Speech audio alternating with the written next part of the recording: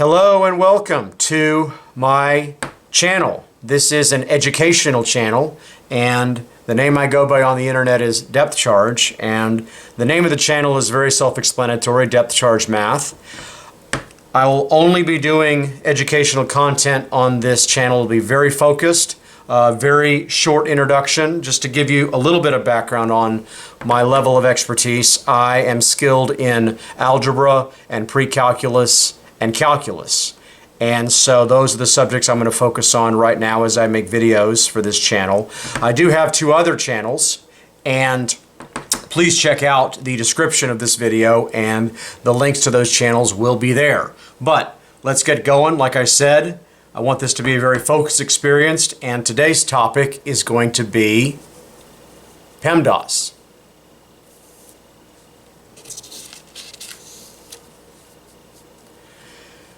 PEMDAS is an acronym that stands for parenthesis, exponent, multiplying, dividing, adding, and subtracting.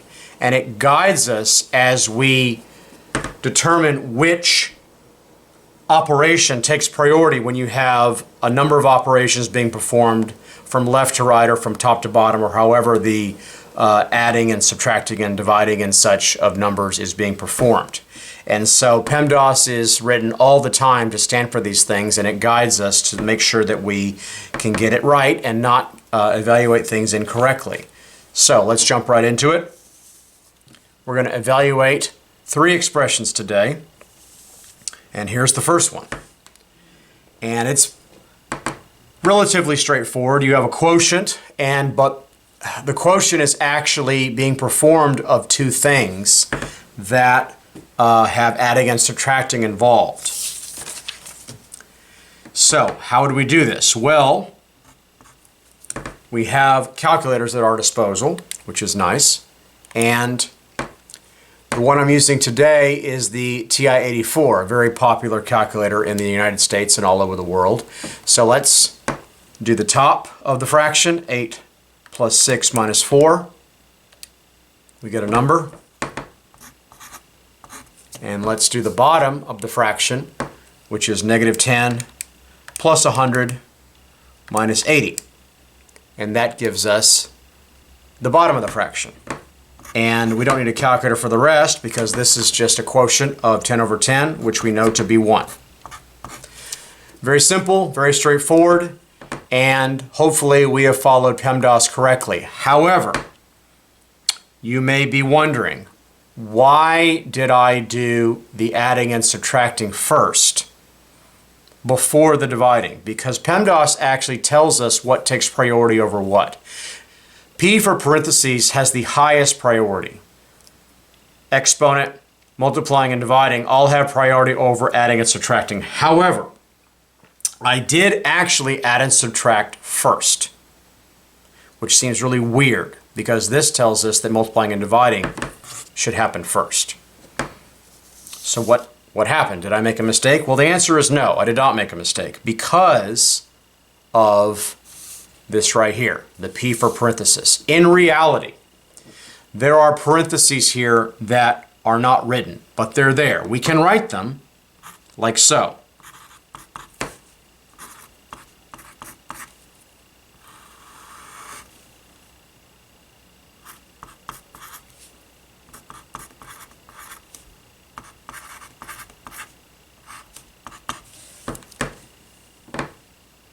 Now, these look different, but they're actually exactly the same thing. The parentheses are not written here because they're implied. When you have implied things in language and in numbers and in just writing things down and typing things, it saves space and it saves time. But you have to know when something's not written, but it's actually there. And that is what I like to call implied parentheses. Now here I wrote them, and that's fine. So we can type it in a little differently if we want. We can actually type the parenthesis in. There's my parenthesis right there. And I can do the top divided by the bottom. Now, here's one thing I didn't cover when I did it the first way. This symbol right here is a negative symbol. This symbol right here is a subtraction symbol. And they appear to be the same thing. In the TI-84 and the other TI calculators, there are actually two different buttons. This is the negative symbol, and this is the subtraction symbol. They are very different buttons. When you type in this negative right here for negative 10, you have to type it right there. It's below 3. And when you type it, you get the negative symbol for negative 10. And then we finish up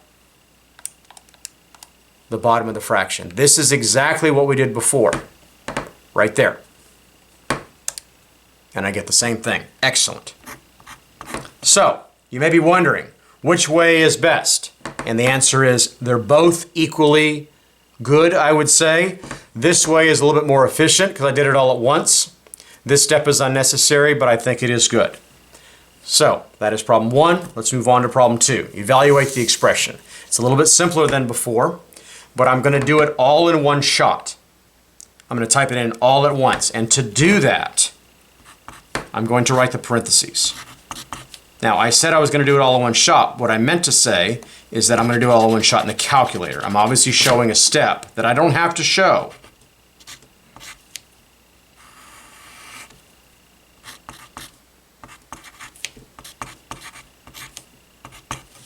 The parentheses do not have to be written, but I like to write them sometimes just to make sure that we don't make mistakes. So, here we go.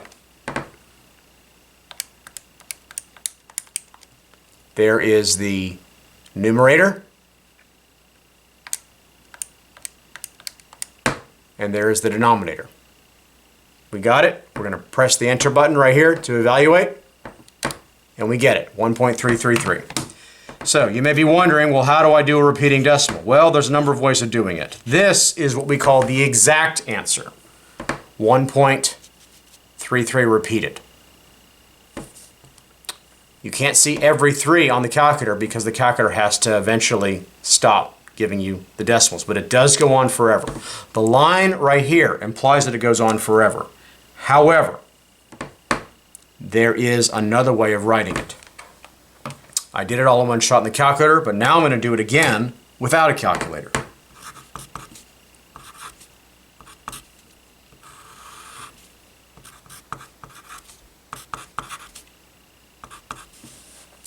What is the numerator?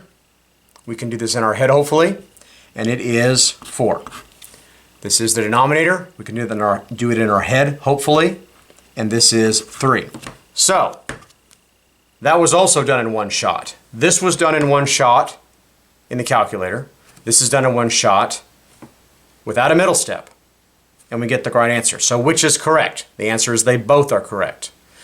Is there a better solution? No. I personally prefer 4/3 to be written like that because it's exact. This is exact also. However, sometimes we don't like to write the line and the line is unnecessary much of the time. However, when this line is not written, it's a rounded answer and not an exact answer. That's why I prefer saying 4/3, which is exact, as opposed to saying 1.33333 repeated, which is exact, but it's more of a mouthful to say. So what's the right answer? Either 4/3 or 1.333 repeated. Either one.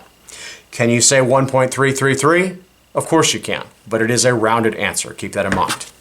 All right, last one of the video. Same thing. We're going to evaluate. We're not simplifying, we're evaluating. We want to combine numbers correctly using our guide of PEMDAS. And keep in mind, in reality, this is done first.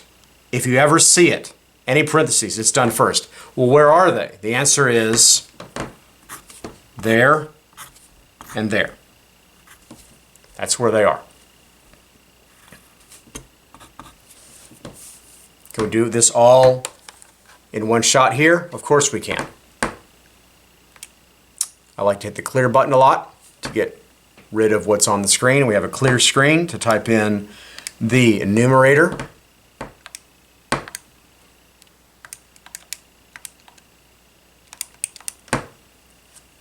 There's our numerator in parentheses. It's very important.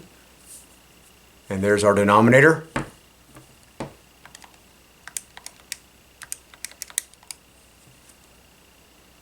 And let's just double check to make sure we didn't make any mistakes. And we're good. We evaluate it and we get a decimal, which, is there a pattern here? It's kind of tough to see, so I'm just going to round it. A question I get a lot is, where do I round this? And my answer is typically to a reasonable number of decimal places, which is a judgment call. I like 3 decimal places, so I'm going to write 0.254. And that's it. Now, this is technically a rounded answer. It is a rounded answer. I would say it's correct, but it is rounded. Now, is there another way of doing it? Of course there is. The calculator has an ability to change this decimal answer into a fraction with very simple keystrokes. The math button on the Texas Instruments calculator is used all the time. And when you press math, right there, I'm going to press math, and the first option is used a lot. This frac option, number 1, when I press it with the enter button, it's going to take the previous answer, which is this decimal, and it's going to convert it into a fraction. So I press enter again, and there it is. This is a reduced fraction. It does it for you. It's quite convenient. 17/67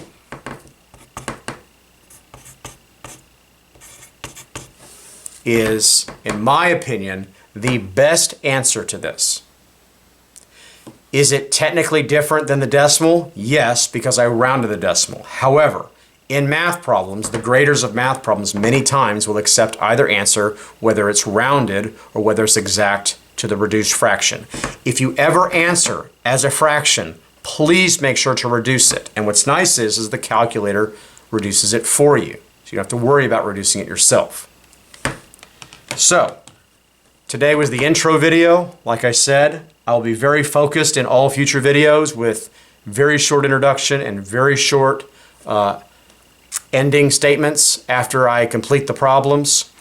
There's a comment section below the video. Please participate in the comments. Ask questions of each other. Ask questions of me.